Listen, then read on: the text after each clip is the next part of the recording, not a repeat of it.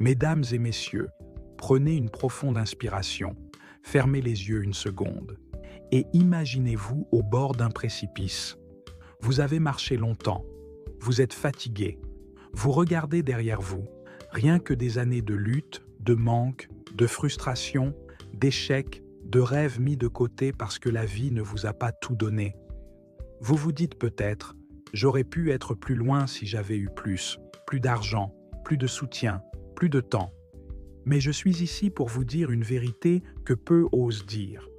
Ce que vous avez aujourd'hui, aussi peu que cela puisse vous sembler, est exactement ce qu'il vous faut pour commencer à bâtir une richesse inestimable.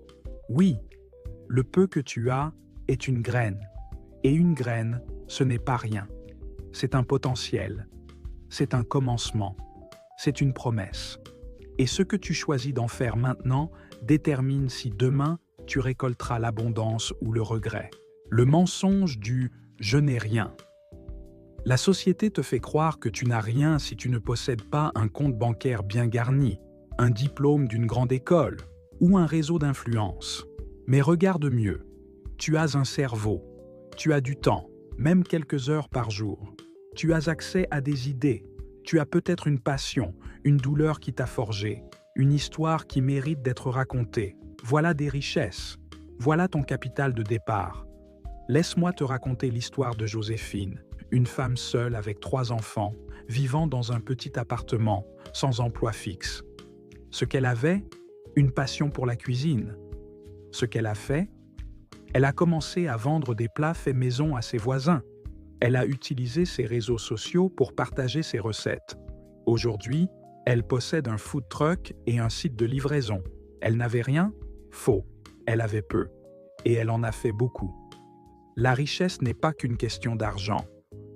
L'une des erreurs les plus destructrices de notre époque, c'est de croire que la richesse commence et s'arrête à l'argent. Or, la vraie richesse, c'est ce qui ne se dévalue pas. Les compétences, les connaissances, les expériences, les relations solides, la santé mentale, l'énergie, la discipline, l'estime de soi. Regarde Steve Jobs, il a commencé dans un garage. Son capital? Une obsession pour la perfection, une vision. Oprah Winfrey? Une enfance difficile. Son capital? Sa voix, son courage, sa capacité à se connecter aux autres. Toi aussi, tu as un capital. Et tu peux l'augmenter. Tu peux apprendre, tu peux pratiquer, tu peux t'exposer, tu peux échouer. Car même l'échec bien utilisé est une richesse. Transforme ton peu en plus. Stratégie concrète. Capitalise sur ce que tu sais déjà. Fais une liste de tes compétences, même les plus simples. Tu sais écouter? Tu peux devenir coach. Tu aimes lire? Lance un blog ou une chaîne sur ce que tu apprends. Utilise le temps perdu. Même 30 minutes par jour peuvent transformer une vie. 30 minutes de lecture par jour équivaut à 12 à 15 livres par an. Et 15 bons livres peuvent t'enseigner plus que 5 ans d'université. Échange ce que tu as. Une compétence peut être échangée contre une autre. Tu aides quelqu'un avec ton talent, il t'aide avec le sien. Tu construis des ponts, et les ponts, ça mène aux opportunités. Documente ton parcours.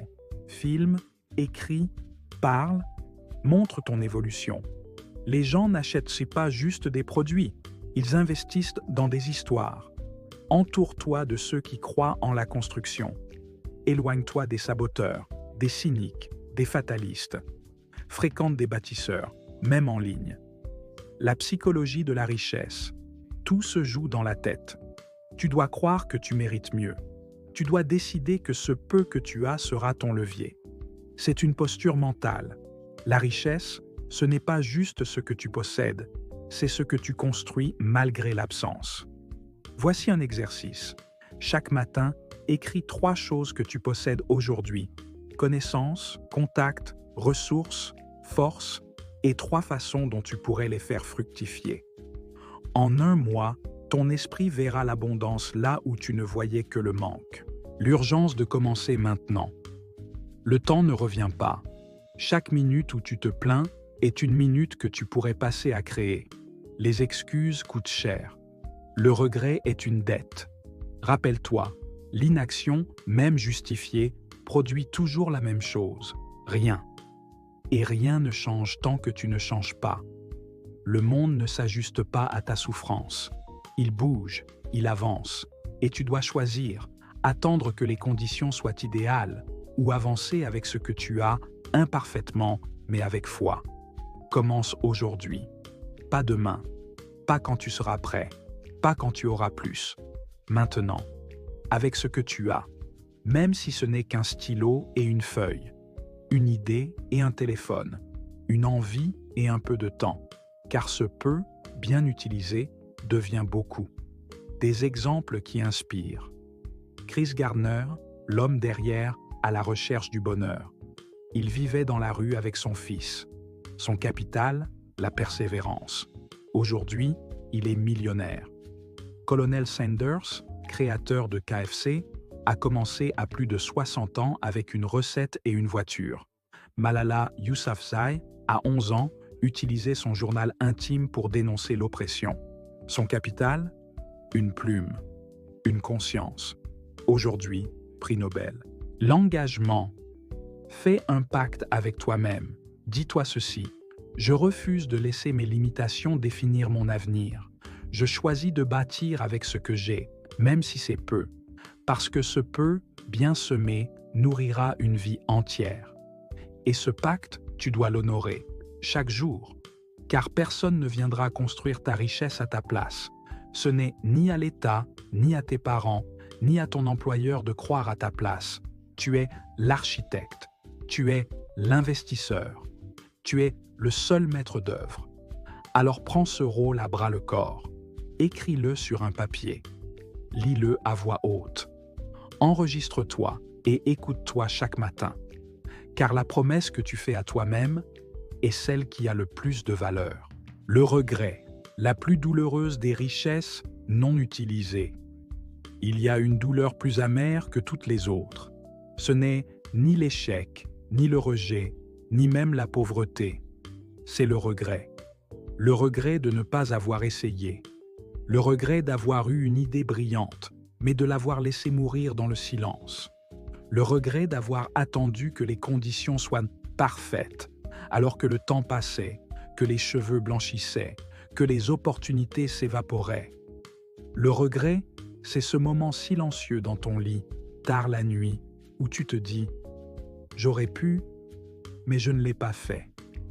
C'est cette sensation de vide quand tu regardes ta vie et que tu te rends compte que tu as été ton propre obstacle. C'est cette larme qui coule sans bruit quand tu réalises que ce peu que tu avais, ce capital, cette force, cette énergie, ce rêve, tu ne l'as pas utilisé. Tu l'as gaspillé dans les distractions, dans les peurs, dans les excuses, et crois-moi, rien ne fait plus mal que de voir quelqu'un réussir avec moins que toi, parce qu'il a osé, parce qu'il a agi, parce qu'il a refusé de remettre à demain ce qu'il pouvait construire aujourd'hui. N'attends pas que la vie te donne une leçon brutale. N'attends pas d'être au bord du cercueil pour dire « j'aurais dû ». Pleure maintenant si tu dois pleurer. Laisse sortir cette douleur. Mais une fois les larmes versées, transforme-les en action. Car le seul antidote au regret, c'est l'action. Fais en sorte que, plus tard, quand tu regarderas derrière toi, tu puisses dire avec fierté « j'ai fait quelque chose avec ce que j'avais. Même si ce n'était pas grand-chose, j'ai osé, j'ai bâti, et je ne regrette rien. Merci. » Conclusion. Ton pouvoir est dans l'action. Le monde appartient à ceux qui utilisent le peu qu'ils ont comme levier, pas à ceux qui attendent que tout soit parfait. Alors, aujourd'hui, regarde ce que tu as, même si ce n'est qu'une idée, un talent, une heure, et demande-toi « qu'est-ce que je peux créer à partir de ça ?» Car la vraie pauvreté, ce n'est pas de ne rien posséder, c'est de ne pas voir la richesse cachée dans ce que l'on a déjà. Merci.